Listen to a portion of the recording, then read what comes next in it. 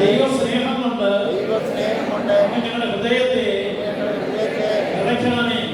പരിശുദ്ധാത്മാവായ ദൈവമേ, നിറഞ്ഞ് ദൈവിക സമാധാനം കൊണ്ട് ഞങ്ങളുടെ ഹൃദയത്തെ നിറയ്ക്കണമേ. പരിശുദ്ധാത്മാവായ ദൈവമേ, നിറഞ്ഞ് ദൈവവചനം കേൾക്കുവാൻ ഞങ്ങളുടെ ഹൃദയത്തെ ഒരുക്കണമേ. ഈ കരങ്ങളെ നമുക്ക് സ്വതന്ത്രമായി ശ്രദ്ധിക്കാം. ആരും ആരെയും നോക്കാതെ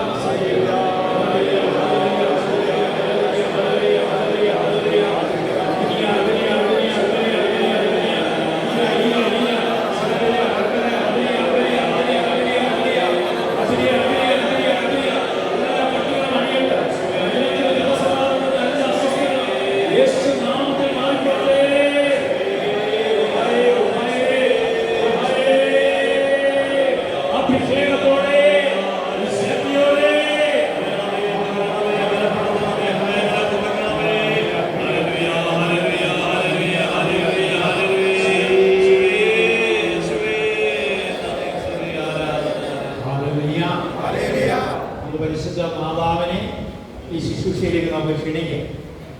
എന്റെ ആശ്രയമേ, ആശ്രയിച്ചാൽ ഒരിക്കലും പരിശുദ്ധ ദൈവമാതാവേ, ഈ ദേവാലയത്തിലേക്ക് ഞങ്ങളിലേക്ക് കടന്നു വരണമേ. ഈശോ പറയുന്നത് പോലെ ജീവിക്കുവാൻ ഞങ്ങളുടെ ഹൃദയത്തെ ഒരുക്കണമേ. ദൈവകൃപ നിറഞ്ഞ മറിയമേ സ്തുതി. കർത്താവ് അമ്മയോട് കൂടെ സ്ത്രീകളിൽ അനുഗ്രഹിക്കപ്പെട്ടവരാകുന്നു. ഉദരഫലമായി ഈശോ അനുഗ്രഹിക്കപ്പെട്ടവരാകുന്നു.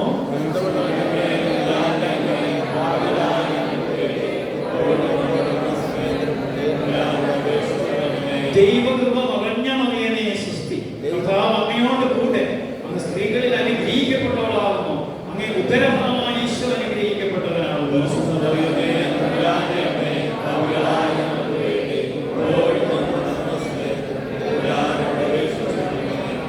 ദൈവകൃപ നിറഞ്ഞ മറിയമേ സ്തുതി.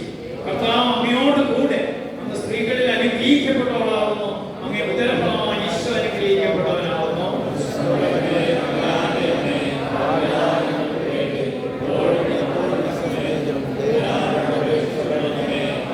പിതാവിനും പുത്രനും പരിശുദ്ധാത്മാവിനും സ്തുതി. ആദിയിലെ പോലെ പരസ്പരം ഈശ്വരസ്യായി സ്തുതിയായി. അടുത്തിരിക്കുന്ന വ്യക്തിയുടെ മഹത്വം സന്തോഷത്തോടെ നമുക്കിരിക്കാം. നമുക്ക് ചുരുങ്ങിയ നിമിഷമേ ഉള്ളൂ. നമ്മുടെ ഇന്നത്തെ വിഷയം പരിശുദ്ധ ദൈവമാതാവ് പരിശുദ്ധ. ഇതാണ് കാരണം പരിശുദ്ധ ദൈവമാതാവിൻ്റെ പരിശുദ്ധ കത്തോലിക്ക സഭയിലെ സ്വകാര്യമാണ് തിരുനാൾ, ഭാഗ്യം തിരുനാൾ നമ്മൾ മുന്നിൽ പറയുന്നു. എല്ലാം ഒന്ന് തന്നെ. അപ്പോൾ പരിശുദ്ധ മാതാവിനെ കുറിച്ച് നമ്മൾ ആഴമായി ഒന്ന് മനസ്സിലാക്കണം. നമുക്കറിയാം, ഇതൊന്ന് ആഴമായി മനസ്സിലാക്കണം. അപ്പോൾ പരിശുദ്ധ ദൈവമാതാവിനെ പരിശുദ്ധ സഭ എന്താണ് ഇത്രയും വലിയ പ്രാധാന്യം കൊടുക്കുന്നത്? അതിനെക്കുറിച്ച് നിങ്ങൾ ചിന്തിച്ചിട്ടുണ്ടോ? പരിശുദ്ധ ദൈവമാതാവിന് പരിശുദ്ധ സഭ ഇത്രമാത്രം പ്രാധാന്യം കൊടുക്കാൻ 3 കാരണങ്ങൾ. ഒന്ന്, അവരുടെ രക്ഷാകര ദൗത്യത്തിൽ ദൈവത്തോട് ചേർത്ത്. എല്ലാവരും ഒന്ന് പറയാമോ? ഞാൻ പറയുന്ന പോലെ ഒന്ന് പറയാമോ? രക്ഷാകര ദൗത്യത്തിൽ അവൾ ദൈവത്തോട് ചേർന്ന്. രണ്ടാമതായി പീഡാസഹനം, കുരിശുമരണം, ഉത്ഥാനം. ഈ പെസഹ രഹസ്യത്തിൽ അവൾ യേശുവിനോട് ചേർന്ന്. പറഞ്ഞു, പീഡാസഹനം, കുരിശുമരണം, ഉത്ഥാനം. ഈ പെസഹ രഹസ്യത്തിൽ അവൾ യേശുവിനോട് ചേർന്ന്. മൂന്നാമതായി പെന്തിക്കോസ്ത് നാളിൽ ശിഷ്യന്മാരോടൊപ്പം ചേർന്നു. പറഞ്ഞു, പെന്തിക്കോസ്ത് നാളിൽ. അപ്പൊ ഈ 3 കാരണങ്ങളാണ് പരിശുദ്ധ അമ്മയ്ക്ക് പരിശുദ്ധ സഭ ഇത്രമാത്രം പ്രാധാന്യം കൊടുക്കുന്നത്. ഒന്നാമത്തേത്, അവൾ രക്ഷാകര ദൗത്യത്തിൽ ദൈവത്തോട് ചേർന്ന് നിന്നുകൊണ്ടാണ് അവളെ വിശുദ്ധനായ ജോൺ പോൾ രണ്ടാമൻ മാർപ്പാപ്പ വിളിക്കുന്നത് അവൾ സഹരക്ഷകൻ. ഇതാണ് ഹല്ലേലൂയ. അപ്പോൾ പരിശുദ്ധ ദൈവമാതാവ് ദൈവത്തോട് ചേർന്ന് ദൈവം പറഞ്ഞത് കേട്ടത് കൊണ്ട്, പ്രിയ സഹോദരങ്ങളെ, അവൾ എന്ത് പറഞ്ഞാലും ദൈവം ഉറപ്പാണ്. ഹല്ലേലൂയ. പരിശുദ്ധ ദൈവമാതാവ് ദൈവത്തോട് ചേർന്നിരുന്നത് കൊണ്ട് പരിശുദ്ധ അമ്മ എന്തു പറഞ്ഞാലും ദൈവം കേൾക്കും. ഹല്ലേലൂയ. ഹല്ലേലൂയ. മറ്റ് വിശുദ്ധമാർക്ക് ഇല്ലാത്തൊരു പ്രത്യേകത അമ്മയ്ക്കുണ്ട്. എന്താണെന്നറിയാമോ? അമ്മയ്ക്ക് സമയത്തിന്റെയും കാലത്തിന്റെയും മേൽ അധികാരം ദൈവം കൊടുത്തിട്ടുണ്ട്. അമ്മയ്ക്ക് 7 തവണയൊന്നും അമ്മയോട് പറയണ്ട, ഇന്ന് ഇപ്പോൾ അമ്മ അത്ഭുതം നടത്തും. ഹല്ലേലൂയ. കാരണം കാനാ തൊട്ട് കാൽവരി വരെ അവളുണ്ടായിരുന്നു. ഹല്ലേലൂയ. ഹല്ലേലൂയ. പ്രിയസഹോദരനെ, കാനായുടെ പ്രത്യേകത എന്താ? കാനായിൽ പരിശുദ്ധ അമ്മയുണ്ടായിരുന്നു. ദൈവത്തിന്റെ സമയമായി. എന്റെ സമയം ഇതുവരെ എന്താ ദൈവത്തിന്റെ സമയം? ദൈവത്തിന്റെ സമയം അത് യാഗമായി തീരുക, ബലിയായി തീരുക, ലോകത്തിന്റെ പാപപരിഹാര ബലിയായി തീരണമെങ്കിൽ ഇപ്പോഴത്ഭുതം നടത്തേണ്ട സമയമായിട്ടില്ല. എങ്കിലും അമ്മ പറഞ്ഞതനുസരിച്ച് അത്ഭുതം നടന്നു. സമയത്തിന്റെ മേലുള്ള അധികാരം അവർക്ക് ദൈവം കൊടുത്തു. സമയത്തിന്റെ മേലുള്ള അധികാരം ആർക്ക് കൊടുത്തു? അമ്മയ്ക്ക്. അതുകൊണ്ടാണ് വെളിപാട് 12:1 അവിടെ കാണുന്നുണ്ട്. എന്താ? സൂര്യനെ ഒരയാടയാക്കിയ എന്താണ്? സൂര്യനെ അമ്മ വഹിച്ചെന്ന് പറഞ്ഞാൽ എന്താ? സൂര്യന്റെ മേലും ചന്ദ്രന്റെ മേലും ഈ പ്രകൃതിയുടെ എല്ലാ ശക്തിയുള്ള മേലുള്ള അധികാരം ദൈവപിതാവ് അവർക്ക് കൊടുത്തു കഴിഞ്ഞു. കരമടിച്ച് ദൈവത്തെ ഒന്ന് മഹത്വപ്പെടുത്തിക്കേ. കരമടിച്ച് ദൈവത്തെ ഒന്ന് മഹത്വപ്പെടുത്തിക്കേ. അഭിഷേകത്തോടെ മഹത്വപ്പെടുത്തിക്കേ. ഹല്ലേലൂയ. ഹല്ലേലൂയ. ഹല്ലേലൂയ. ഹല്ലേലൂയ. ഹല്ലേലൂയ. ഹല്ലേലൂയ. ഹല്ലേലൂയ. ഹല്ലേലൂയ. പ്രിയ സഹോദരങ്ങളെ, പരിശുദ്ധ അമ്മ ആരാണ്? ഈ രക്ഷാകര ദൗത്യത്തിൽ അമ്മ ചേർന്നിരുന്നെന്ന് പറഞ്ഞപ്പോൾ ഈ അമ്മ ആര്? ഉൽപ്പത്തി തൊട്ട് മലാഖി വരെയുള്ള പ്രവചനങ്ങളിൽ ഈശോയെ കുറിച്ചുള്ള പ്രവചനമുണ്ട്, അമ്മയെ കുറിച്ച്. ഹല്ലേലൂയ. ഹല്ലേലൂയ. ഈ ബൈബിളിൽ 8500 വാഗ്ദാനങ്ങളാണ്. എത്ര? 8500. അതുകൊണ്ടാണ് ഇത് കവനന്റ്. ലോകത്തിലെ ഒരു പുസ്തകം കവനന്റ് അല്ല. എന്താ കവനന്റ് എന്ന് പറഞ്ഞത്? ഉടമ്പടി. വിവാഹം ഒരു ഉടമ്പടിയാണ്. സോദരിയുടെ പേരെന്നാ? മിനി. മിനി വിവാഹിതയല്ലേ? അപ്പൊ വിവാഹം എന്നാ? ഉടമ്പടി എന്ന് പറഞ്ഞാൽ എന്നാ? തലമുറകൾക്കുള്ളതാണ്. ഒരു മാസം കഴിഞ്ഞ് വിവാഹമോചനം നടത്താനുള്ളതല്ല. ഇപ്പൊ വിവാഹമോചനമൊക്കെ ഫാഷനാക്കി തീർന്നിരിക്കുകയാണ്. ഇത് തലമുറകൾക്ക് വേണ്ടിയാണ് എന്ത് വന്നിരിക്കുന്നത്. അതുകൊണ്ടാണ് വിവാഹമായത്. എന്താ വി എന്ന് പറഞ്ഞാൽ? വി എന്ന് പറഞ്ഞാൽ എന്താ? വിവാഹം എന്ന് പറഞ്ഞാൽ എന്നാ? മിനിസൗരി വിവാഹം എന്ന് പറഞ്ഞാൽ എന്നാ? വി എന്ന് പറഞ്ഞാൽ വിശേഷാൽ. വിവാഹം ഭാരം, വിശിഷ്ടമായ ഒരു ജീവിതത്തിന്റെ പേരാണ്. വിശിഷ്ടമായ ഒരു കാര്യം മിനിയുടെ കയ്യിൽ തന്നാൽ മിനി എങ്ങനെ കൊണ്ടുപോകും? ആ വിശിഷ്ടമായ കാര്യം കയ്യിൽ നിന്ന് പോയാൽ ലോകത്തെ ഏറ്റവും വലിയ ജീവിതമാണ്, വിശിഷ്ടമായ ജീവിതമാണ്. അതുകൊണ്ടാണ് ഇത് ഉടമ്പടിയാണ്. ഉടമ്പടിയാണ്. ഉടമ്പടി ആയതുകൊണ്ടാണ് ഇത് ബലിവേദിയിൽ വെച്ചാണ് കൊടുക്കുന്നത്. അതുകൊണ്ടാണ് പാത്രോപ്പിയ പറയുന്നത് വിവാഹമോചനം നടത്തുക എന്ന് പറഞ്ഞാൽ ക്രിസ്തുവിനെ രണ്ടായി മുറിച്ചു മാറ്റുക എന്നുള്ളതാണ്. യേശു ക്രിസ്തുവിനെ രണ്ടായി മുറിച്ചു മാറ്റുന്നതാണ് വിവാഹമോചനം. കാരണം അന്ന് പള്ളിയിൽ സാക്ഷി നിന്നത് നിങ്ങളല്ല, ആ ബലിപീഠത്തിൽ കർത്താവാണ് നിങ്ങൾക്ക് സാക്ഷി നിന്നത്. ഹല്ലേലൂയ. അപ്പോൾ ഒരു ഉടമ്പടിയാണ്. ഉടമ്പടി എന്ന് പറഞ്ഞാൽ ഒരു വസ്തു എഴുതി തരുമ്പോഴേ ആ അദ്ദേഹത്തിന്റെ പേരിലായി കഴിഞ്ഞു, അതൊരു ഉടമ്പടിയാണ്. ഉടമ്പടിയാ. ഇതുപോലെ ഈ ബൈബിളിലെ ഓരോ വചനവും ഉടമ്പടിയാണ്. അതുകൊണ്ടാണ് 35,522 വചനങ്ങളിൽ 8500 വാഗ്ദാനങ്ങളുണ്ട്. എത്രയുണ്ട്? അതിൽ ആദ്യത്തെ വാഗ്ദാനം ഏതാ? ബൈബിളിലെ ആദ്യത്തെ വാഗ്ദാനം ഏതാ? ഉൽപ്പത്തി 3:15. ബൈബിളിലെ ആദ്യത്തെ വാഗ്ദാനമാണ് ഉൽപ്പത്തി 3:15. എന്താണ് ഉൽപ്പത്തി 3:15 പറയുന്നത്? നിന്റെ സന്തതി അവളുടെ സന്തതിയും തമ്മിൽ ഞാൻ ശത്രുതയുള്ളവാ. Hallelujah, hallelujah. അപ്പൊ ഉൽപ്പത്തിയുടെ വാഗ്ദാനം, ഉൽപ്പത്തിയിലെ സ്ത്രീയാണ് കാനായിലെ സ്ത്രീ. അടുത്തിരിക്കുന്ന കൂടപ്പറമ്പിനോട് പറഞ്ഞേ, ഉൽപ്പത്തിയിലെ സ്ത്രീയാണ്. ഈ കൂടപ്പറപ്പ് എന്നുള്ള വിളി വന്ന ആരാന്നറിയാമോ? ഈ കൂടപ്പറപ്പ് എന്ന് വിളിക്കുന്ന ആരാന്നറിയാമോ? 150 വർഷം ജീവിച്ചിരുന്ന ഒരു ചാവറയച്ചനെ കുറിച്ച് കേട്ടിട്ടുണ്ടോ? നിങ്ങൾക്കറിയാമല്ലോ. അപ്പൊ ഈ ചാവറയച്ചൻ വിശുദ്ധ കുർബാന കഴിഞ്ഞിട്ട് എല്ലാവരോടും പറയാം അവിടെ നിൽക്കണമെന്ന്. എന്നിട്ട് ചോദിക്കും, വിശുദ്ധ കുർബാനയിൽ നിങ്ങൾ ഈശോയെ എങ്ങനെയാ സ്വീകരിച്ചു? ചാവറയച്ചൻ ചോദിക്കും. അപ്പൊ ആരും മിണ്ടത്തില്ല. അച്ഛൻ പറയും, ഇനിയും തൊട്ട് വിശുദ്ധ കുർബാന സ്വീകരിക്കുമ്പോഴേ നിങ്ങൾ ഇങ്ങനെ പറയണം, ഈശോയുടെ ശരീരമാണ് എന്റെ ശരീരം, ഈശോയുടെ രക്തമാണ് എന്റെ രക്തം. എല്ലാവരും ഒന്ന് പറഞ്ഞു. അപ്പൊ നമ്മൾ കൂടപ്പറപ്പ്. ആരാണെന്റെ സഹോദരൻ? ആരാണെന്റെ അമ്മ? ദൈവവചനം അനുസരിച്ച് ജീവിക്കുന്ന എന്നെ നിങ്ങൾ ബ്രദർ എന്ന് വിളിക്കുന്നു, അച്ഛൻ എന്ന് വിളിക്കുന്നു. കാരണം ക്രിസ്തുവിന് ശേഷം രക്തബന്ധമല്ല, വചനമനുസരിച്ച് ജീവിക്കുന്നവരാണ് നിന്റെ സഹോദരനും സഹോദരിയും അമ്മയും അപ്പനും എല്ലാം. കരമടിച്ച് കരമടിച്ച് ദൈവത്തോട് മാത്രം പിടിക്കേ.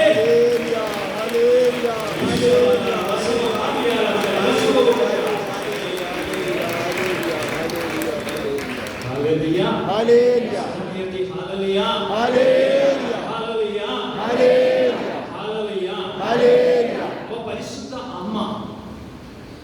അമ്മ ജനിക്കുന്നതിന് 1000 വർഷങ്ങൾക്ക് മുമ്പ് സോളമൻ ഒരു ദർശനം കാണുക. ആരാണ്?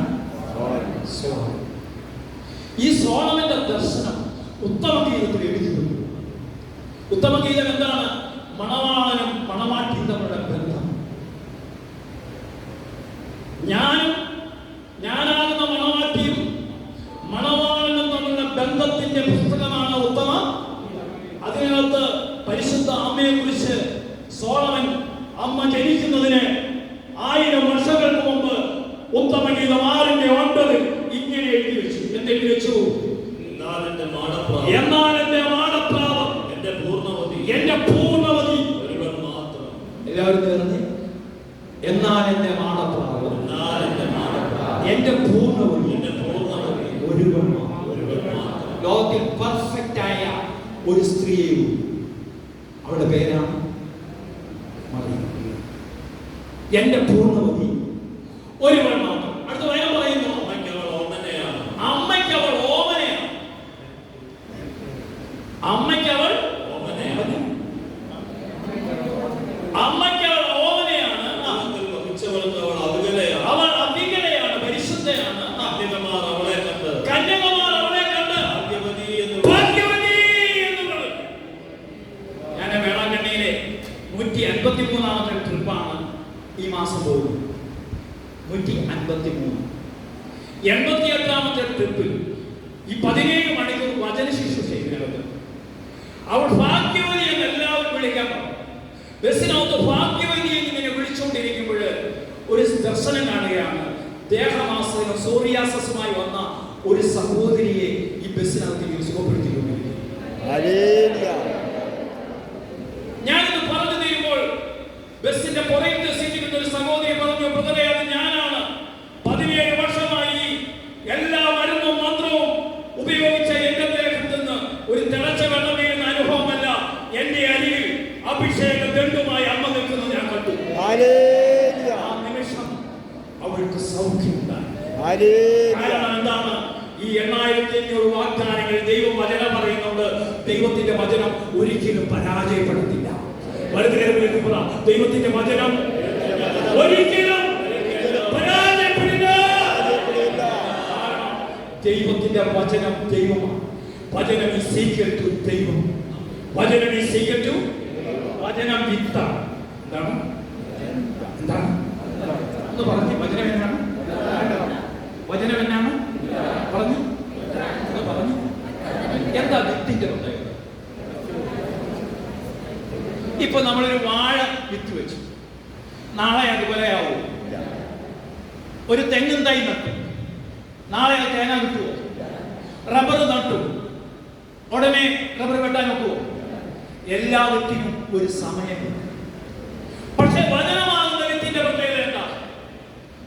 ഇടുന്ന സമയത്ത് തന്നെ ഫലം, ഇടുന്ന സമയത്ത് തന്നെ ഫലം, ഇപ്പോൾ തന്നെ മാനസാന്തരം.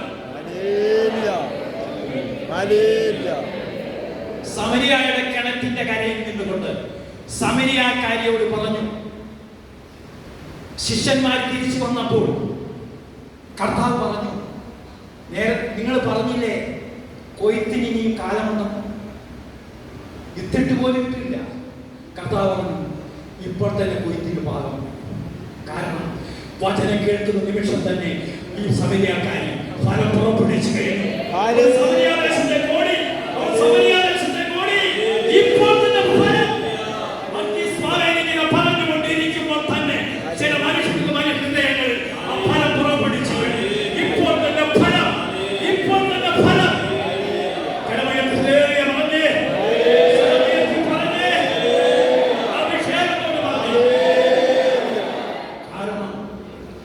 ദൈവവചനം വാണം. എന്താണ് കേട്ടിട്ടുണ്ടോ? ഇരുതലവാണ്. എന്താ ഇരുതലവാണെന്ന് പറഞ്ഞു? എന്താ ഇരുതലവാണെന്ന് പറഞ്ഞു? രണ്ട് സൈഡും. അപ്പൊ വചനം ഇരുതലവാണെന്ന് എങ്ങനെ? കേൾക്കുന്ന നിങ്ങൾക്കും പറയുന്ന എനിക്കും ഒരുപോലെ അഭിഷേകം ഉണ്ടാകുന്നുണ്ടെങ്കിൽ അതിന്റെ പേരാണ് വചനം. ഉണ്ടോ സഹോദരങ്ങൾ? കേൾക്കുന്നവർക്ക് അഭിഷേകമുണ്ടോ? ഉണ്ടോ? പറയുന്ന എനിക്ക് അഭിഷേകമുണ്ടോ? ഇതിന്റെ പേരാണ് വചനം. ഇരുതലവാൻ. അതുകൊണ്ട് പരിശുദ്ധ അമ്മ ആരാണ്? അവൾ പറയാണ്, കന്യകമാർ അവളെ കണ്ട് ഭാഗ്യവതി എന്ന് വിളിച്ചു. നിങ്ങൾ പറഞ്ഞു ഭാഗ്യവതി, ഭാഗ്യവതി എന്ന് പറഞ്ഞു. ഒരു രണ്ടു വട്ടം ഒന്ന് വിളിച്ചു. ഭാഗ്യവതി, വലതുകരം ഉയർത്തിയെന്ന് പറഞ്ഞു. ഭാഗ്യവതി. ഹല്ലേലൂയ, ഹല്ലേലൂയ, ഹല്ലേലൂയ, ഹല്ലേലൂയ. തുടർന്ന് വചനം പറയാണ്, രാജ്ഞിമാരും ഉപനാരികളും അങ്ങനെ തന്നെ അവളെ പുകഴ്ത്തി. അങ്ങനെ തന്നെ അവളെ പുകഴ്ത്തി. ഇനി അമ്മയുടെ 4 പ്രത്യേകത പറയുന്നു. ഉഷസ് പോലെ ശോഭിക്കുന്നു. ഉഷസ് പോലെ. ഉഷസ് എന്ന് പറയാൻ പ്രഭാതം കണ്ടിട്ടുണ്ടോ? ഞാൻ പാലായിലെ സെന്റ് തോമസ് ക്ലാസ് എടുക്കാൻ ചെന്നപ്പോ പ്രഭാതം കണ്ടിട്ടെന്ന് ചോദിച്ചു. ഞാൻ പുള്ളിക്കാരി ഒരു സ്ഥലത്ത് ഞാൻ അതിരാവിലെ എഴുന്നേറ്റ് പ്രാർത്ഥിക്കും. ഞാൻ എപ്പോഴാണ് ചോദിച്ചു? അതിരാവിലെ 7 മണി. അപ്പൊ ഉഷസ് പോലെ ശോഭിക്കുന്നവരും ചന്ദ്രനെ പോലെ കാന്തിമതി, സൂര്യനെ പോലെ തേജസ്വിനി, കൊടിക്കൂറകൾ ഏന്തുന്ന സൈന്യത്തെ പോലെ ഭയനേയമായ ഇവൾ ആരാണ്? ദൈവം കഴിഞ്ഞ സൈന്യമേലുള്ളത് പരിശുദ്ധ അമ്മയാണ്. കാരണം പരിശുദ്ധ അമ്മയെ 3 നന്മ നിറഞ്ഞ മറിയം ചൊല്ലിക്കൊണ്ട്, കൃപ നിറഞ്ഞ മറിയം കൊണ്ട് ചൊല്ലിക്കൊണ്ട് നിങ്ങൾ യാത്ര പുറപ്പെട്ടു. ഒരിക്കലും കാലിനൊരു പോറൽ പോയി വെക്കത്തില്ല. അമ്മ സംരക്ഷകയാണ്. ഈ 153 യാത്രയിൽ ബസ്സിനൊരു പോറൽ പോലെ വെക്കാൻ പരിശുദ്ധ അമ്മ അനുവദിച്ചിട്ടില്ല. കാരണം അവൾക്ക് സൈന്യനിരയുണ്ട്.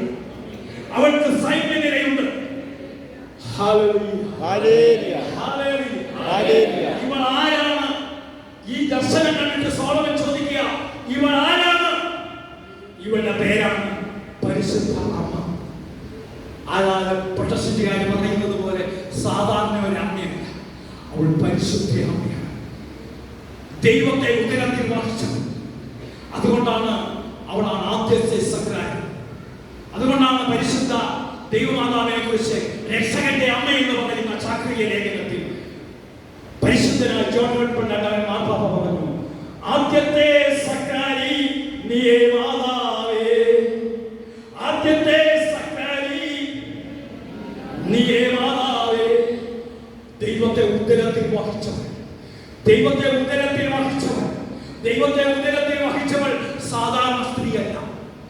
പ്രിയ സഹോദരങ്ങളെ, ഒരു വ്യക്തിക്ക് നഗ്നനേത്രം കൊണ്ട് അമ്മയെ കാണാൻ പറ്റില്ല. കാരണം സൂര്യനേക്കാൾ അവൾ തേജസ്വിനിയാണ്. കാരണം ഈ പ്രപഞ്ചം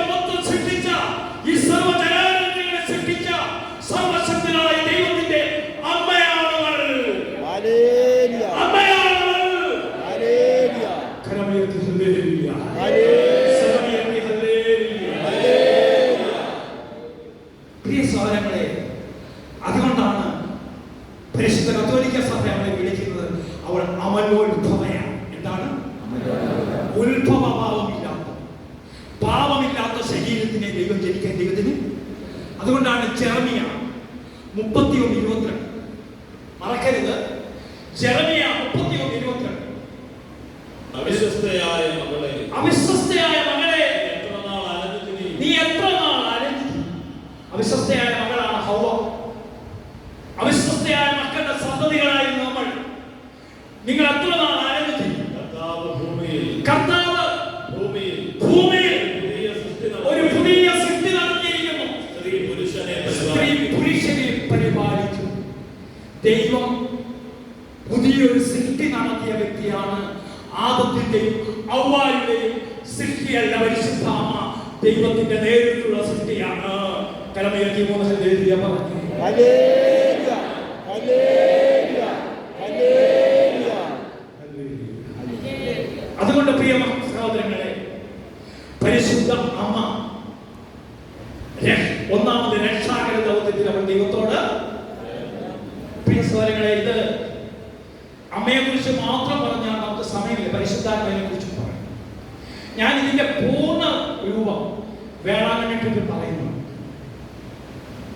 അപ്പൊ ഈ പെണ്ണിനെ കുറിച്ചുള്ള ക്ലാസ് എടുക്കുമ്പോൾ തന്നെ അത്ഭുതം. കാരണം ഞാൻ ഇത് അനുഭവിച്ചറിഞ്ഞിട്ടുള്ളത്. 532 മക്കളില്ലാത്ത ദമ്പതിമാർക്കാണ് ഇതിനോടകമായിട്ട് മക്കളെ കൊടുത്തത്. ഹല്ലേലൂയ. ചങ്ങനാശ്ശേരി ചങ്ങനാശ്ശേരി 3 ദിവസത്തെ യാത്ര. 24-ാം തീയതി മാസം പോകും. 24-ാം തീയതി 3 മണിക്ക് ചങ്ങനാശ്ശേരി പുറപ്പെടും. പട്ടുമല പരിശുദ്ധ അമ്മയുടെ ദേവാലയത്തിൽ ചെന്ന് വന്നിരിക്കുന്നവരുടെ അപേക്ഷകൾ മൊത്തം എഴുതുകയൊക്കെ ചെയ്ത് ബലിപീഠത്തിൽ വെച്ചൊരു പ്രാർത്ഥന. എന്താണ്? അതിനുശേഷം ഒരു ആരാധനയും. അപ്പൊ തന്നെ നിങ്ങൾക്ക് സൗഖ്യാനുഭവമാണ്. ആത്മീയമായി ഉള്ളവർക്ക് മാത്രമേ ഇതിനകത്ത് എന്നുവെച്ചാൽ ഒരു പാട്ടോ ഒരു ടെലിവിഷൻ ഗീതങ്ങളോ ഇടത്തില്ല. വചന ശുശ്രൂഷയും വചനഗീതങ്ങൾ മാത്രമേ അതിനകത്തുള്ളൂ. ഹല്ലേലൂയ, ഹല്ലേലൂയ, ഹല്ലേലൂയ, ഹല്ലേലൂയ. 23 വർഷങ്ങളായി മക്കളില്ലാത്ത ഒരു ദമ്പതി എന്ന് പറഞ്ഞാൽ ഭാര്യ ഗൈനക്കോളജിസ്റ്റ്, ഭർത്താവ് ഓർത്തോ, രണ്ടുപേരും അമേരിക്കൻ സിറ്റിസൺ. അവരുടെ അപ്പനും അമ്മയും കോട്ടയത്തുകാരും ഡോക്ടേഴ്സ്. അവരുടെ പേര് ഞാൻ വ്യക്തമായി പറയുന്നില്ല. അവര് ഞങ്ങളുടെ വേളാങ്കണ്ണി ട്രിപ്പ് വന്നപ്പോൾ 3ാമത്തെ ട്രിപ്പ് വന്നവർ. ഇന്നേക്ക് 15 വർഷമായി, 10 വർഷത്തിന് മുമ്പല്ല, 15 വർഷമായി. അപ്പോൾ 14 വർഷങ്ങൾക്ക് മുമ്പ് ഈ അപ്പനും അമ്മയും ഞങ്ങളുടെ ട്രിപ്പ്.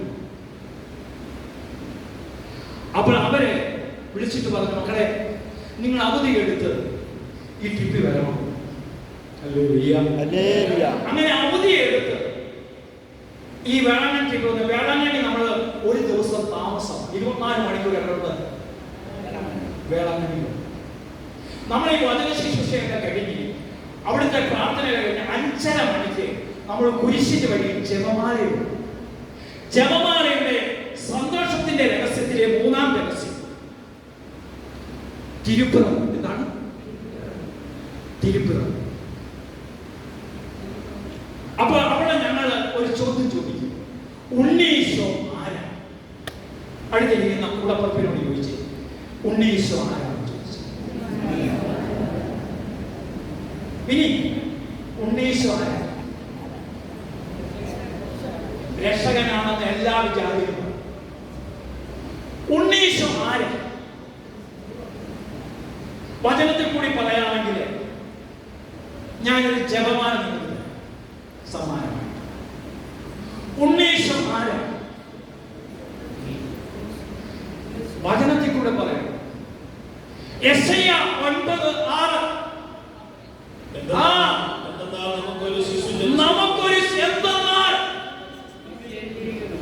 ക്രിസ്തുവിന് മുമ്പ് 700 വർഷങ്ങൾക്ക് മുമ്പ് യെശയ്യാ എന്ന് പറയുന്ന പ്രവാചകൻ പറയുകയാണ്, എന്തെന്നാൽ നമുക്കൊരു ശിശു ജനിച്ചിരിക്കുന്നു, നമുക്കൊരു പുത്രൻ നൽകപ്പെട്ടിരിക്കുന്നു, ആധിപത്യം അവന്റെ ചുമലിലായി. എങ്ങനെ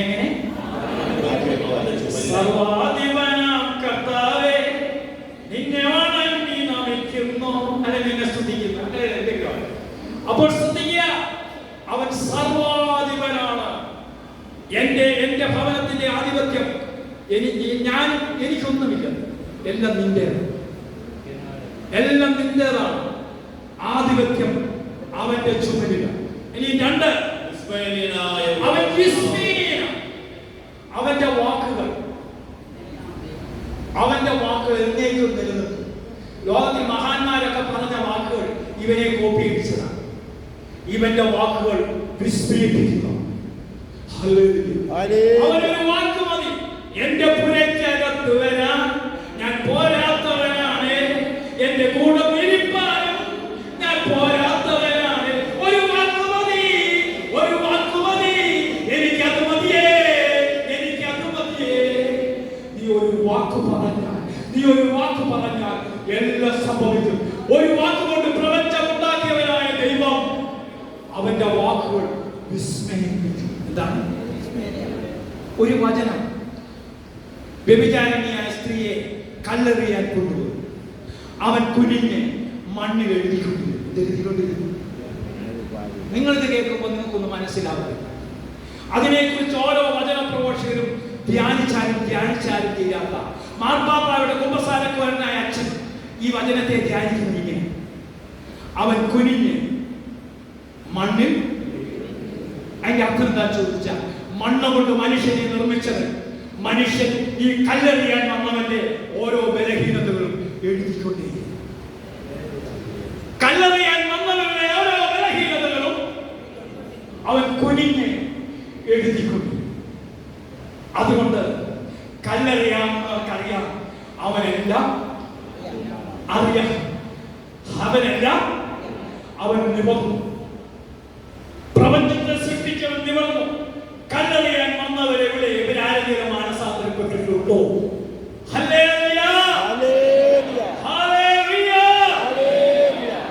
അവന്റെ ഓരോ വാക്കുകളും വിസ്മയിപ്പിക്കുന്നു. ഒരു വചന പ്രഘോഷകൻ പറയുന്നത് പോലെയല്ല മറ്റുള്ളവൻ.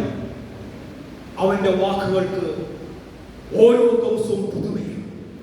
അവന്റെ വാക്കുകൾ വിവരിക്കാൻ ആർക്കും വിസ്മയിപ്പിക്കുന്ന ഉപദേശം.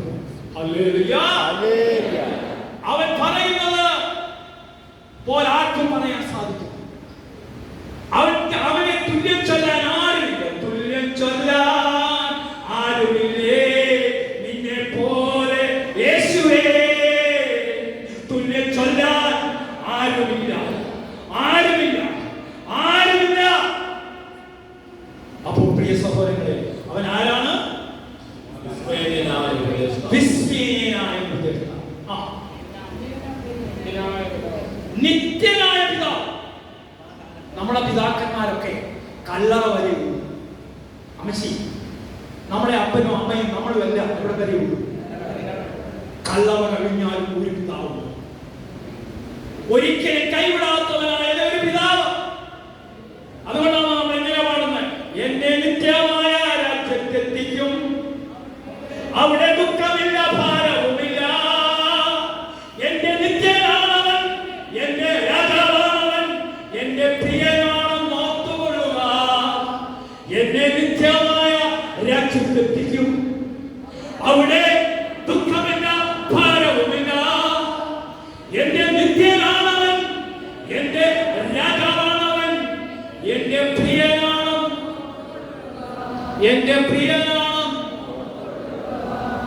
എന്നെ നിത്യതയിലെത്തിക്കുന്നവൻ, എന്റെ ജീവിതത്തിന് അവസാനമില്ലാത്തടത്ത് എത്തിക്കുന്നവൻ. ക്രിസ്ത്യാനിക്ക് ഒരിക്കലും മരണമില്ല. അവന് നിത്യത മാത്രമേ ഉള്ളൂ.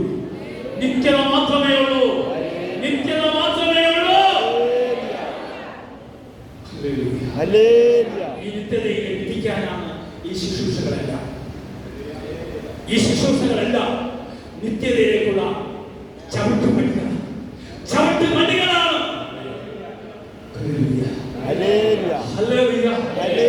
കാരണം വയനാട്ടിൽ ഉൾപ്പെട്ടിട്ടുണ്ടാവുന്ന ചിന്നവനക്കാർ പറയുക, ഞങ്ങളുടെ ദേശത്തിൽ കുഴപ്പമൊന്നും.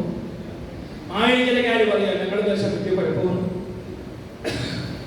ഇങ്ങനെ പറയാൻ അവകാശമുണ്ട്. അതുകൊണ്ടാണ് ഹെബ്രായർ 13:14 ഈ വചനം നിങ്ങൾ വായിക്കുക. ഹെബ്രായർ 13:14 അവിടെ വചനം പറയാണ്,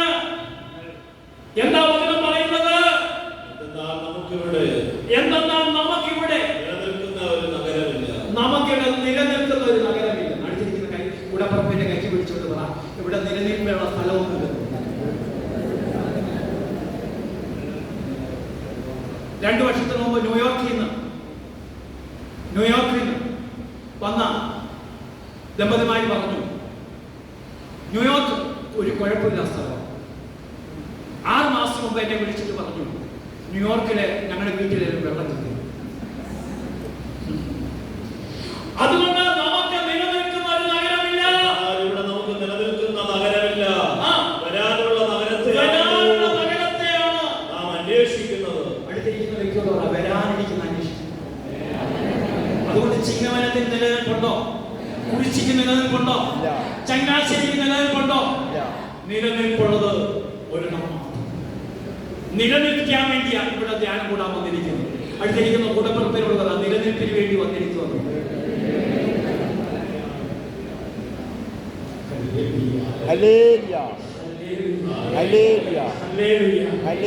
അപ്പൊ ഞാൻ പറയാണ്, അപ്പൊ പരിശുദ്ധ അമ്മയെ കുറിച്ച് നമ്മളെ വേളാങ്കണ്ണിയിലെ 3ാമത്തെ സ്റ്റേഷൻ അവിടെ ഈ ദമ്പതിമാരെ കൊണ്ടുവന്നു. അവരോട് ഞാൻ ഇങ്ങനെ പറഞ്ഞു, അവൻ ആരാണെന്ന് പറഞ്ഞു. പിതാവ്. ആദ്യം എന്താ പറഞ്ഞത്? അവൻ അതിന് മുമ്പ് പറഞ്ഞു. ആധിപത്യം അവന്റെ ചുമലിലാണ്. 2 നിസ്മേയനായ ഉപദേഷ്ടാവ്, ശക്തനായ ദൈവം.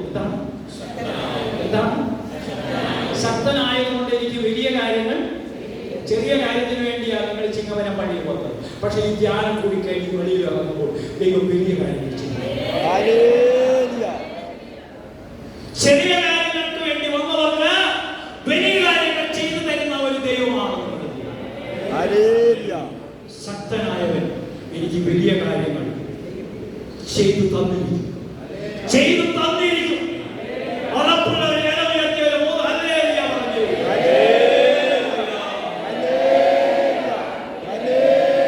ചില ജീവിതങ്ങളെയൊക്കെ തൊടുന്ന കർത്താവ്.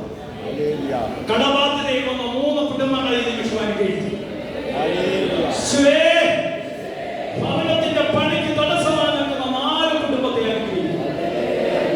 വിൽപ്പനയ്ക്ക് തടസ്സമായി നിൽക്കുന്ന 7 കുടുംബങ്ങളെ കർത്താവ്. കാരണം അവൻ ശക്തനായ ദൈവമാണ്.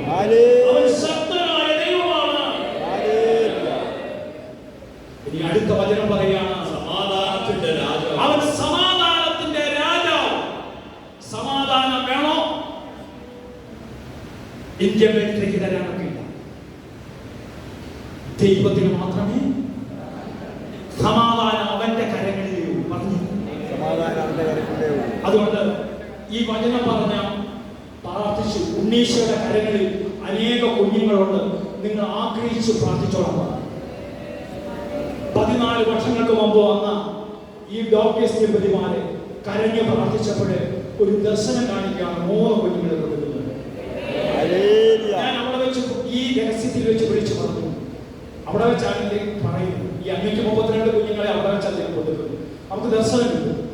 ആ ദർശനത്തിൽ കൂടി പറഞ്ഞു, നിങ്ങൾ 3 കുഞ്ഞുങ്ങളെ. അപ്പൊ ഇവര് ഡോക്ടേഴ്സ് ദമ്പതിമാരായതുകൊണ്ട് ഇവരുടെ ബുദ്ധി ചിന്തിച്ചു, ഇത് വെറുതെ ഞങ്ങളെ സുഖിപ്പിക്കാൻ. ഒരു വചന പ്രഘോഷകൻ സുഖിപ്പിക്കാൻ പറയുന്നില്ല. കാരണം ഞാൻ നിൽക്കുന്നത് അഗ്നിയിലാണ്. ഇത് വചനം. അവിടെ കള്ളം പറയാൻ അതേ നാൾ 30 വർഷം കഴിഞ്ഞ് വചന ശുശ്രൂഷയായി. ഇപ്പോഴും 3-4 മണിക്കൂർ നിന്ന് വചനം പറയുന്നുവെങ്കിൽ അത് അവിടുത്തെ കൃപ. നിരീശ്വരവാദിയായ സമയത്ത് പാർട്ടി ലക്ഷങ്ങളോട് പ്രസംഗിച്ചപ്പോൾ അരമണിക്കൂർ കഴിയുമ്പോൾ എന്റെ തൊണ്ട ഇടറും. പക്ഷെ ഇന്ന് 3-4 മണിക്കൂർ കഴിഞ്ഞാലും എന്റെ തൊണ്ട ഇടറാൻ ദൈവം അനുവദിക്കില്ല. കാരണം അവന്റെ വചനമാണ്.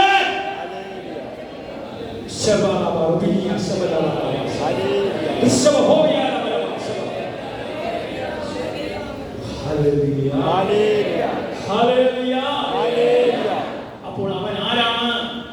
സമാധാനത്തിന്റെ രാജാവ്. അവരവിടെ ചെന്ന് പ്രാർത്ഥിച്ചു, ഉണ്ണീശോയെ ഞങ്ങൾക്കൊരു കുഞ്ഞിനെ തരണേ. പ്രാർത്ഥന ദൈവം കേട്ടു. 3 മാസം കഴിഞ്ഞ് ഡോക്ടേഴ്സ് ദമ്പതിമാരെ അമേരിക്ക ന്യൂജേഴ്സിയിൽ വിളിക്കുകയാണ്. ബ്രദറെ, ഭാര്യയ്ക്ക് വിശേഷം. ആ വർഷം തന്നെ ഡിസംബർ ആയപ്പോൾ പ്രസവം നടന്നു. 3 കുഞ്ഞുങ്ങൾ. ഹല്ലേലൂയ. ആ കുഞ്ഞുങ്ങൾക്ക് ഇപ്പോൾ 13 വയസ്സ് പ്രായമുണ്ട്. എത്രയുണ്ട്? എല്ലാ മാസവും 1-ാം തീയതി കുഞ്ഞുങ്ങൾ വിളിക്കുമെങ്കിൽ എന്നെ കണ്ടാൽ മതിയോ? അവർ കെട്ടിയിരിക്കുന്ന പേരെന്താണെന്ന് അറിയാമോ? അബ്രഹാം, ഇസ്ഹാക്ക്, യാക്കോബ്. അബ്രഹാം, ഇസ്ഹാക്ക്, യാക്കോബ് 3 ഞാൻ ചോദിച്ചു എന്താ അങ്ങനെ പേരിടാൻ കാര്യം? ഇവിടുത്തെ ബസ്സിൽ വെച്ച് പറഞ്ഞല്ലോ, അബ്രഹാം അനുഭവിച്ച ദൈവം, ഇസ്ഹാക്ക് അനുഭവിച്ച ദൈവം, യാക്കോബ് അനുഭവിച്ച ദൈവം. ദൈവം ഞങ്ങൾക്ക് ഒരു അനുഭവമായതുകൊണ്ട് ഞങ്ങളുടെ മക്കൾ ദൈവത്തിന്റെ അനുഭവമാണ്. ഹല്ലേലൂയ. അനുഭവിച്ച ദൈവമാണ്.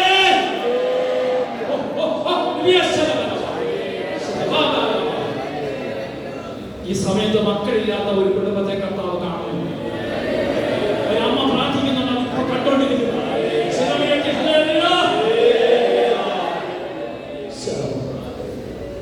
അപ്പോൾ അവൾ രക്ഷാകര ദൗത്യത്തിൽ ദൈവത്തോട് ചേർന്നു. 2 പീഡാസഹനം, കുരിശുമരണം, ഉത്ഥാനം. ഈ രഹസ്യത്തിൽ അവൾ യേശുവിനോട് ചേർന്നു. പറഞ്ഞു പീഡനം വന്നപ്പോൾ അവൾ ഓടി. പറഞ്ഞു പീഡനം വന്നപ്പോൾ അവൾ ഓടിപ്പോയോ? സഹനം വന്നപ്പോൾ ഓടിപ്പോയോ? കുരിശിന്റെ ചുവട്ടിൽ ആരുണ്ടായിരുന്നു? എന്തിനാ കുരിശിന്റെ ചുവട്ടിൽ അമ്മ വന്നത്? കുരിശിന്റെ ചുവട്ടിലാണ് അമ്മയെ തന്നത്. ശിഷ്യനോട് പറഞ്ഞു ഇതാ നിന്റെ. ഏത് ശിഷ്യനോട്? ഇപ്പോൾ ആരാ ശിഷ്യൻ? നമ്മൾ ഓരോരുത്തരും. സഭയുടെ പ്രതിനിധിയാണ് യോഹന്നാൻ. യോഹന്നാനോട് പറഞ്ഞു ഇതാ നിന്റെ അമ്മ എന്ന് പറഞ്ഞാൽ ലോകത്തിന്റെ അമ്മയാണ്. ഇനി എന്റെ അമ്മയല്ല, ലോകത്തിന്റെ മൊത്തം അമ്മയായ അവളെ കുരിശിന്റെ ചുവട്ടിൽ തന്നു. നിനക്കൊരു സഹനം വരുമ്പോൾ, നിനക്കൊരു വേദന വരുമ്പോൾ, നിനക്കൊരു നമ്പരം വരുമ്പോൾ നിനക്ക് വിളിക്കാൻ ഒരമ്മയുണ്ട്. അമ്മയുള്ള മക്കളുടെ പ്രത്യേകതയാണ്. നിനക്കൊരു വേദന വരുമ്പോൾ, ഒരു നമ്പരം വരുമ്പോൾ ആരെല്ലാം ഉപേക്ഷിച്ചാലും അമ്മ ഉപേക്ഷിക്കും. നിങ്ങൾക്കറിയാമോ, 10 വർഷങ്ങൾക്ക് മുമ്പ് ലൂർദിൽ നടന്ന ഒരു അത്ഭുതം. ലൂർദിൽ എല്ലാ മാസവും അത്ഭുതം നടക്കുന്നു, എല്ലാ ദിവസവും നടക്കുന്നു. അതിൽ വലിയൊരു ജന്മന തളർന്ന ഒരു കുഞ്ഞ്, പിറവി തളർന്നു. ഈ കുഞ്ഞിനെപ്പോൾ 6 വയസ്സുള്ള ഈ 6 വയസ്സുള്ള കുഞ്ഞിനെ ഒക്കത്ത് വെച്ചുകൊണ്ട് അമ്മ, അവളുടെ ആ കുഞ്ഞിന്റെ അമ്മ ദിവ്യകാരുണ്യ പ്രദക്ഷിണം കത്തോലിക്ക സഭയിൽ കണ്ടിട്ടുണ്ടോ? ആ പ്രദക്ഷിണ സമയത്ത് ഈ അമ്മ ഈശോയോട് പറഞ്ഞു, ഈശോയെ എന്റെ കുഞ്ഞൊക്കെ തിരിക്കുക, നീ ഒന്ന് തൊട്ടു. എത്ര പറഞ്ഞിട്ട് കേൾക്കാത്തതുകൊണ്ട് ഈ അമ്മ ഇരുന്ന് കരയുന്നു കണ്ടപ്പോൾ ഒക്കത്തിരുന്ന കുഞ്ഞിനോട് കുഞ്ഞു പറഞ്ഞു, നീ തൊട്ടില്ലെങ്കിൽ നിന്റെ അമ്മയോട് പറഞ്ഞു എന്ന് പറഞ്ഞു. ഈ സമയത്ത് അത്ഭുതമായ ഒരു രശ്മി കുഞ്ഞിലേക്ക് വന്ന് അടിച്ചു. കുഞ്ഞ് താഴെ ഇറങ്ങി ഓടാൻ തുടങ്ങി.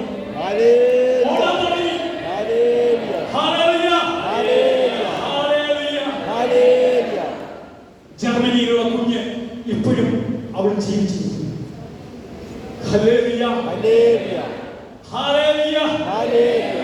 പ്രിയ സഹോദര, നിനക്ക് സഹനങ്ങളുടെ ചുവട്ടിൽ ഒരമ്മയുണ്ട്. പറഞ്ഞു വേദന വരുമ്പോൾ ആരുണ്ട്? അനുഭവമാണ്. ചങ്ങനാശ്ശേരിയിൽ നിന്ന് ഗംഗാധരൻ ഡോക്ടർ പരിശോധിക്കുന്ന ഒരു ക്യാൻസർ പേഷ്യന്റ് ഒരു മകള് ബ്രദറെ ട്രിപ്പിലൊന്നും പോകല്ലെന്നാ പറഞ്ഞു. വേളാങ്കണ്ണി ട്രിപ്പ് കഴിഞ്ഞ് വേളാങ്കണ്ണി ചെന്ന് ആരാധനയിൽ തുറന്നുള്ള ശുശ്രൂഷയിൽ ഒരു ക്യാൻസറിനെ സൗഖ്യമാക്കുമെന്ന് പറഞ്ഞപ്പോൾ ഈ കൊച്ചു വിശ്വസിച്ചു. തുടർന്ന് വീണ്ടും എറണാകുളം ലക്ഷ്യം ചെന്ന് രക്തം പരിശോധിച്ചപ്പോൾ രക്തത്തിൽ ക്യാൻസറിന്റെ അണുക്കളില്ല. ആരാണിത്? ഇന്നും അന്നും അത്ഭുതം നടത്തുന്ന ഒരു അമ്മ നമുക്കുണ്ട്. അമ്മയുള്ളവനെല്ലാം അടുത്തിരിക്കുന്ന കൂടപ്പുറപ്പിനോട് പറഞ്ഞ അമ്മയുള്ളവൻ എല്ലാം. എന്റെ അനുഭവത്തിൽ കൂടിയാ പറയുന്നത്. 2 പെൺമക്കൾക്ക് ശേഷം 3ാമതൊരു കുഞ്ഞുണ്ടാകണമെന്ന് പറഞ്ഞ് അമ്മ നേർന്നുണ്ടായിരുന്നു. നിങ്ങൾ തീ പിടിപ്പിക്കുന്നവർ എന്നുള്ള ഷെക്കീന ടെലിവിഷൻ തീ പിടിക്കുന്നവർ എന്ന് പറഞ്ഞ് വർഗീസ് മാവേലിക്കനെ നടിച്ചു കൊടുത്ത ആ 2 എപ്പിസോഡായിട്ട് എൻ്റെ ജീവസാക്ഷി തീ പിടിപ്പിക്കുന്നവർ ഷെക്കീന ടെലിവിഷൻ വർഗീസ് മാവേലിക്കൻ. അപ്പോൾ അത് എൻ്റെ സാക്ഷ്യം പറയാനുള്ള സമയമില്ല കേട്ടോ.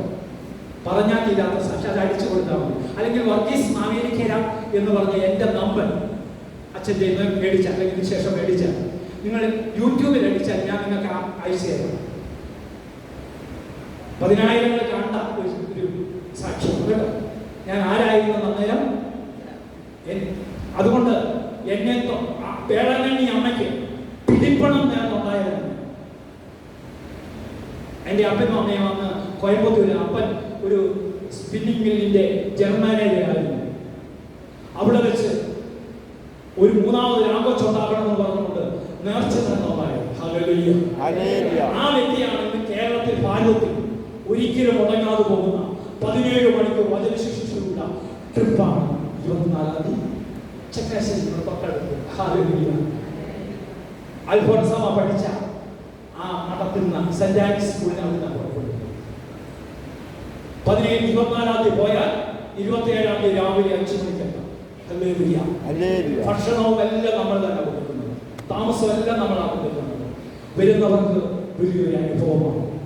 വന്ന് കാണാൻ താരെയാണ് ഇത് പറഞ്ഞറിയിച്ചാൽ അച്ഛനിത് പറഞ്ഞത് കൊണ്ടല്ല ഇത് പറഞ്ഞത്, ഞാൻ പറയത്തില്ലായിരുന്നു.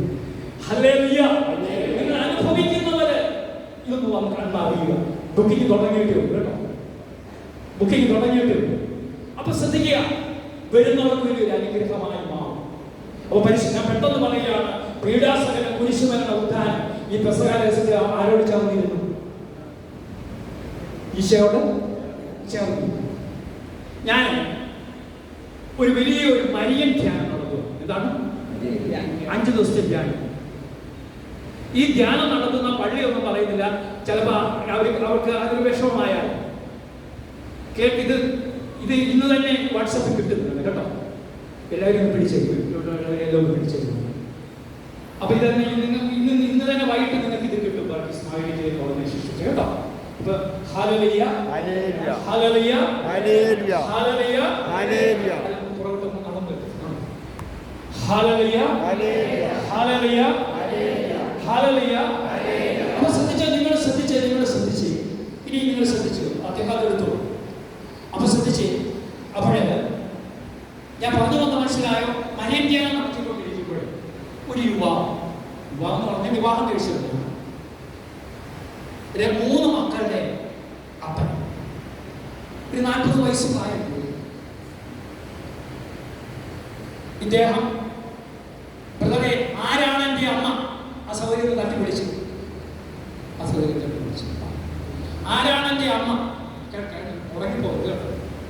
ഉറങ്ങിപ്പോയി കഴിഞ്ഞാൽ നമ്മുടെ ഈ ഉറങ്ങുന്നവരെ വിളിക്കുന്ന പേരാണ് എവത്തിക്കോസ്. എന്താണ്? പൗലോസ്ലീഹ 14 മണിക്കൂർ വചനം പ്രസംഗിച്ചുകൊണ്ടിരിക്കുമ്പോഴാണ് അവൻ 3-ാം നിലയിൽ നിന്ന് താഴെ വീണു.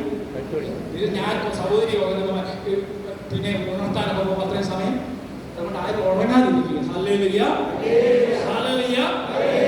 അപ്പൊ ശ്രദ്ധിക്കുക. അപ്പൊ നിങ്ങൾ ശ്രദ്ധിച്ചേ. അപ്പോൾ ഒരു യുവാവിനെ കണ്ടിട്ട് പറഞ്ഞു, ആരാണ് എൻ്റെ അമ്മ, ആരാണ് എൻ്റെ സഹോദരൻ? ക്ലാസ് എടുത്തു. പീഡനം വരുമ്പോൾ, സഹനം വരുമ്പോൾ ഓടിപ്പോകാത്ത ആരാണ്? അവരാണ് അമ്മയും സഹോദരൻ. എൻ്റെ വേറെ ഞാൻ എൻ്റെ കുടുംബത്തിലെ ഇളയവന് 3 കേരളത്തിലെ അറിയപ്പെട്ട കോളേജിലെ പ്രൊഫസേഴ്സാണ് എൻ്റെ 2 സഹോദരന്മാർ. PhD ഒക്കെ എടുത്ത് കേരളത്തിലെ അറിയപ്പെട്ട കോളേജിൽ, ഒന്ന് എറണാകുളം, തൃശ്ശൂരൊക്കെ. അവര് സ്വന്തമായി വീട്ടിൽ ചട താമസം. ഈ 2 ചേട്ടന്മാരെ എന്നോട് പറഞ്ഞു, ഞാൻ BCom പഠിച്ച് പാസ്സായപ്പോൾ എന്നോട് പറഞ്ഞു, മോനെ നമുക്കൊരു 3 ഏക്കർ സ്ഥലമില്ല, ഞങ്ങൾക്ക് ഈ ഗ്രാമത്തിൽ വേണ്ട. ഞങ്ങൾ അപ്പൻ പഠിപ്പിച്ച് PhD വരെ ആക്കി, ഞങ്ങൾക്ക് ജോലിയുമായി, ഞങ്ങളുടെ ഭാര്യമാരും കോളേജിൽ പഠിപ്പിക്കുന്നു, ഞങ്ങൾക്ക് ആവശ്യം പോലെ ഉണ്ട്. അതുകൊണ്ട് ഞങ്ങളുടെ കുടുംബസ്വത്ത് മോനെടുത്തു. അപ്പനൊരു കട നടത്തുന്നില്ല ടൗണിൽ. ആ കട നീ ഏറ്റെടുക്കും, BCom നിർത്തണം. അമ്മ 1 മാസം കഴിയുമ്പോൾ റിട്ടയർ ആകും. നീ അമ്മയുടെ കാര്യം നോക്കി വീട്ടിൽ നിന്ന് കടയിൽ നിർത്താൻ. അങ്ങനെ ചേട്ടന്മാർന്ന വാക്ക് കേട്ട് BCom ഒക്കെ പഠിച്ചിട്ട് പാസ്സായി കഴിഞ്ഞാൽ പഠനമൊക്കെ. അപ്പൊ കട ഏറ്റെടുത്ത് 2 വർഷം കഴിഞ്ഞാൽ അപ്പം കഴിഞ്ഞ് കട വലിയ കുഴപ്പമൊന്നുമില്ലാത്ത കടയാണ്. അപ്പൊ കൂട്ടുകാരൊക്കെ പറഞ്ഞു അപ്പം നടത്തുന്ന ബിസിനസ് കൊണ്ട് പോരാടാം, കുറെ കൂടെ പൈസ കിട്ടാൻ കുറെ കൂടെ ബിസിനസ്. അപ്പൊ ലോണൊക്കെ എടുത്ത് കുറെ ഒക്കെ ബിസിനസ് പുതുക്കി. പക്ഷെ ഇന്ന് അതൊക്കെ പൊട്ടി 9 ലക്ഷം രൂപ കടം. എൻ്റെ അമ്മ റിട്ടയർഡായ ബിസിനസ് ഒരു 29 ലക്ഷം രൂപ ഗ്രാറ്റുവിറ്റി പ്രോബ്ലം ബാങ്കിൽ. പെമ്പിടാരൊന്നും ഇല്ലല്ലോ. അമ്മ പാസ്ബുക്ക് ചെക്ക് എഴുതി തരുമ്പോഴേ ഞാൻ അമ്മയുടെ ചെക്കൊക്കെ അമ്മയ്ക്ക് എത്ര രൂപയുണ്ടെന്ന് എനിക്ക് 29 കൂടാതെ കുറെ കൂടെ ഒക്കെ ഉണ്ട്. അപ്പൊ ഞാൻ കുരിശുവരെ സഭയിലെ സന്ധ്യപ്രാർത്ഥനയാണ്, കുരിശുവരെ പ്രാർത്ഥനയൊക്കെ കഴിഞ്ഞു. ഉറക്കം പറഞ്ഞു എനിക്കൊരു 9 ലക്ഷം രൂപ കടമുണ്ട്. എന്ത് പറഞ്ഞു? കേൾക്കുന്നുണ്ടോ? അപ്പൊ പറഞ്ഞു അമ്മ എന്തെങ്കിലും മറുപടി പറയുമെന്ന് വിചാരിച്ചു. പക്ഷെ അമ്മ ഒന്നും. ഞാൻ വിചാരിച്ച അമ്മ ഞങ്ങളുടെ കൂടെ ഇന്നല്ലെങ്കിൽ നാളെയെങ്കിലും പറയും. അപ്പനില്ലാത്തതുകൊണ്ട് രാവിലെ അമ്മയ്ക്ക് ഈശ്വരശിയായി സ്തുതി കൊടുത്ത് അമ്മയുടെ അനുഗ്രഹം മേടിച്ച് കട തുറക്കാൻ. ഉച്ചയ്ക്ക് നല്ല തിരക്കുള്ളതുകൊണ്ട് വീട്ടിൽ വന്ന് ആഹാരം കഴിക്കത്തില്ല, അടുത്തുള്ള ഹോട്ടലിൽ നിന്നാണ്. അപ്പോൾ ഹോട്ടലിൽ നിന്ന് ആഹാരം കഴിച്ച് 3 മണിക്ക് ഒരു വിശ്രമം ആളൊന്നും ഇല്ലാത്തതുകൊണ്ട് ഇങ്ങനെ കസേരയിൽ നിന്ന് ഇങ്ങനെ മയക്കൊണ്ടിരിക്കുമ്പോൾ ഒരു ഫോൺ വരുന്നു. നോക്കുമ്പോൾ അമ്മയുടെ ഫോൺ. എന്താ അമ്മ? എടാ നീ പോയതിൻ്റെ പുറകെ ഞാൻ നിന്റെ മൂത്ത ചേട്ടൻ എറണാകുളത്തുള്ള മോൻ്റെ എടുക്കലൊക്കെ. അതിന്റെ അർത്ഥം എന്താ? നിങ്ങൾ പറ. 9 ലക്ഷം രൂപ എനിക്ക് തരാൻ ഇവരമ്മയാണ്. ജന്മം കൊണ്ട് അമ്മയാണ്. പക്ഷേ ജന്മം കൊണ്ട് അമ്മയായാൽ അമ്മയാകത്തില്ല, കർമ്മം കൊണ്ടും അമ്മയാകും. ജന്മം കൊണ്ടും കർമ്മം കൊണ്ടും അമ്മയായവരുടെ പേരാണ് പരിശുദ്ധ ദൈവമാതാവ്. ആരെല്ലാം ഉപേക്ഷിച്ചാലും നിന്നെ ഉപേക്ഷിക്കാത്ത അമ്മ. ഇതാ ഇതാ നിന്റെ അമ്മ. ഇതാ നിന്റെ അമ്മ. പ്രിയ സഹോദര, നിന്റെ അമ്മ നിനക്ക് വേദന വരുമ്പോൾ, നൊമ്പരം വരുമ്പോൾ ഉപേക്ഷിക്കാത്തതാണ്. അവസാനമായി പെന്തിക്കോസ്തി നാളിൽ അവൾ യേശുവിനോട് അല്ലെ ശിഷ്യന്മാരോട് ആരോട് ചേർന്നിരുന്നു? പരിശുദ്ധാത്മാവ് നിന്നിൽ വരണമെങ്കിൽ അമ്മ കൂടെ വരണം. അമ്മയ്ക്കാണ് പരിശുദ്ധാത്മാവ് ആരാണെന്ന് അറിയാവുന്ന. ഈ ശിഷ്യന്മാരെ എല്ലാം ഒരുമിച്ച് കൂടിയപ്പോൾ അവൻ പെന്തിക്കോസ്തിയാണ്. എന്തുണ്ടായി? എന്തായി പെന്തിക്കോസ്തി?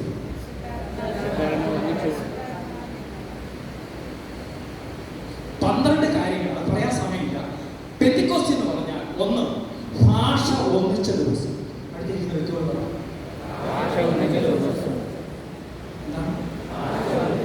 ഭാഷ ചെറിയ പഴച്ച ദൈവത്തെക്കാൾ ഉപരിയായ ദൈവത്തെ മറന്നവൾ ഗോപുരം പണിതു. അപ്പോൾ അവരുടെ ഭാഷ ചിതറിച്ചു. സിമെന്റ് എടുക്കാൻ വരുന്നവൻ കോടാലിയാണെന്ന് പറഞ്ഞുകൊണ്ട് കോടാലി എടുത്തോളൂ. അങ്ങനെ ചിഹ്നിച്ച ഭാഷ ഒന്നിച്ച ദിവസമാണ് പത്രോസ് പറഞ്ഞത്. എല്ലാവർക്കും മനസ്സിലായി. എത്രയോ പെന്തിക്കോസ്തുകൾ നിങ്ങളെ വിളിച്ചു. ഭർത്താവിന്റെ ഭാഷ ഭാര്യയ്ക്ക് മനസ്സിലാകുന്നുണ്ടോ? ഭാര്യയുടെ ഭാഷ ഭർത്താവിന് മനസ്സിലാകുന്നുണ്ടോ? അപ്പനും അമ്മയും പറയുന്ന ഭാഷ മക്കൾക്ക് മനസ്സിലാകുന്നുണ്ടോ? ഇടവക വൈദികൻ പറയുന്ന ഭാഷ ഇടവകാർക്ക് വൈദ്യനാകുന്നുണ്ടോ? രൂപത മെത്രാൻ പറയുന്ന ഭാഷ മനസ്സിലാകുന്നുണ്ടോ? എത്രയോ പെന്തിക്കോസ്ത് കഴിഞ്ഞിട്ടും ഭാഷ ചിതറിക്കൊണ്ടിരിക്കുന്നു. ഇന്ന് ക്രിസ്ത്യാനിയെ കണ്ട് ഒന്നും പഠിക്കാനില്ല. ജീവിത വിശുദ്ധിയില്ലാത്തൊരു വർഗമായി ക്രിസ്ത്യാനി തീർന്നു. കാരണം അവനെ കണ്ടു പഠിക്കാൻ ഒന്നുമില്ല. ഹല്ലേലൂയ, ഹല്ലേലൂയ. പ്രിയ സഹോദര, എൻ്റെ കുടുംബത്തിന്റെ ഭാഷ ഒന്നിച്ചു ചിന്തിക്കണം. ഈ 3 വിഷയങ്ങൾ 3 മണിക്കൂർ ക്ലാസ് എടുക്കാൻ സമയമില്ല. ഇനി അടുത്തത് പരിശുദ്ധ അമ്മയെ കുറിച്ച് എത്ര പറഞ്ഞാലും തീരാത്ത കാര്യം, ഒരിക്കലും അവസാനിക്കാത്തതാണ് പരിശുദ്ധ. അതുകൊണ്ട് പ്രിയ സഹോദര, ഇനിയും പരിശുദ്ധാത്മാവിനെ കുറിച്ചുള്ള ഒരു 10 മിനിറ്റ് ക്ലാസ്. അതിന് മുമ്പ് നമുക്കൊന്ന് എഴുന്നേറ്റ് കരമണിയെത്തി ഒന്ന് സ്വതന്ത്രമായി ഒന്ന് സ്തുതിക്കാം. 2 മിനിറ്റ് ഇപ്പൊ പ്രശ്നങ്ങളെ സ്തുതിക്കും. പെട്ടെന്ന് സ്തുതിക്കും. ആരും ആരെയും നോക്കാതെ ഒന്ന് ശക്തമായി ഒന്ന് സ്തുതിക്കും. എല്ലാവരും എഴുന്നേറ്റ് ഒന്ന് സ്തുതിക്കും.